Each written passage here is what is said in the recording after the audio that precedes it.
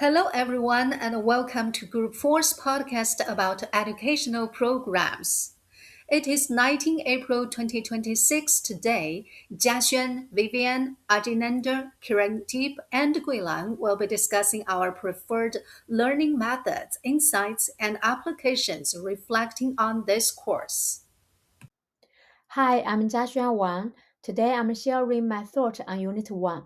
Storytelling and project-based learning, PBL, really fit my learning style because I learn best through curiosity and real-life connections. So storytelling helps me understand ideas more deeply, and PBL can help me to keep students engaged and active in the classroom. However, collaborative professionalism didn't match my learning style as much. I felt less engaging because there were not enough examples. From my experience, collaboration is important, but it can be challenging when teachers have different levels of motivation. Two key takeaways for me are the power of storytelling and PBL.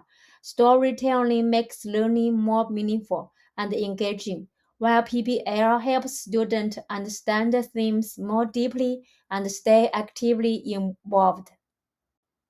As a future educational leader, I will encourage storytelling by sharing examples and supporting teachers.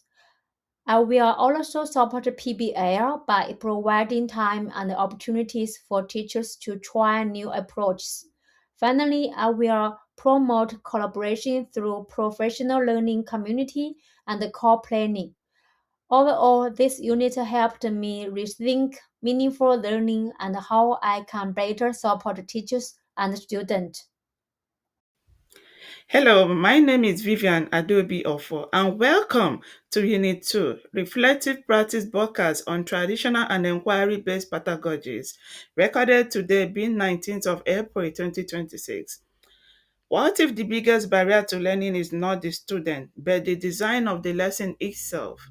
That question sits at the center of Unit 2. This unit emphasizes on two key ideas, namely creating a supportive learning environment and intentionally design instruction to remove barrier through multiple means of representation and expression, UDL. For me, this learning matches and somehow did not match my learning approach. I am naturally a collaborative and inquiry-based learner, so I strongly connected with the focus on inquiry, real-world thinking, and shared learning experiences. It affirms my belief that learning works best when it's built together, not delivered one way. At the same time, I was challenged. I recognize that I often respond to barriers after they appear instead of planning ahead to prevent them. For every impactful was the idea that there is no average learner. Every student learns differently, and that difference is the norm, not the exception. This shifted how I think about teaching and planning. Let's continue to the next slide. Two key takeaways stand out for me. First, designing for learner variability, strengthen learning for all. Second, trust is essential. Without trust, students hold back. But with trust, they engage, take risks, and grow. As a leader, I now see trust as the foundation, not the outcome of learning. As I move forward as a servant leader, I will apply this learning in three concrete ways. First, by supporting collaborative planning among educators. Secondly, by using UDL principles to remove barrier in lesson design. And lastly, by ensuring student voice is part of the learning process. Of course, implementation comes with challenges like limited time, site system, and tendency to teach to the middle. But each barrier has a solution, like structural collaboration, cross team innovation, and a commitment to inclusive design. That's the promise of universal design for learning. In closing, Unit 2 has reshaped my thinking. It reminds me that effective teaching is not just about content, it's about design. If learning is to have no limit, then we must design with every learner in mind. Thank you for listening and have a nice holidays. Hello everyone, my name is Sajninder Kaur. In this reflection, I will share my learning from Unit 3, focusing on my learning approach, key takeaways, and how I can apply this knowledge as an educational leader. In this unity, learning mostly matched my preferred learning approach because I prefer structured and goal oriented learning. At the beginning, the concept felt a bit theoretical, but through activities and examples, they become more practical and meaningful. One key takeaways from this unit is the concept of backward design. This means starting with identifying the desired learning outcomes and then deciding on appropriate assessments and finally planning the instruction activities. This approach changed my thinking because I realized that teaching should focus more on what students actually understand and can do rather than just completing content. Another important key takeaway is the alignment between learning outcomes, assessment, and activities. When these elements are clearly connected, learning becomes more meaningful and effective. For example, in my previous teaching experience, I used to focus mainly on completing textbook activities. However, after learning about UPT, I now understand that the importance of first defining clear learning goals, then planning assessment, and finally designing activities that support those goals. As a future educational leader, I will apply this learning by encouraging teachers to use backward design when planning lessons. I will also promote meaningful and feedback driven assessment practice and support inclusive teaching approaches so that all students can actively participate in learning. Overall, Unit 3 helped me shift my perspective from simply covering content to designing learning experiences that are purposeful, aligned, and focused on student success. Thank you so much. Hi, my name is Kirandeep Kaur, and today I'm giving my thoughts on Unit 4. I covered more about deeper learning and differentiated instruction, and it actually served to make me realize that meaningful learning goes past content memorization. I also find out that my learning style is more adjusted towards applied and concept learning, where I'm able to relate ideas with the real classroom scenario rather than just focusing on the theory. A major lesson that has been learned during this unit is that deep learning is concerned with knowing the concepts in a manner that enables that learners to apply the knowledge to new and different contexts.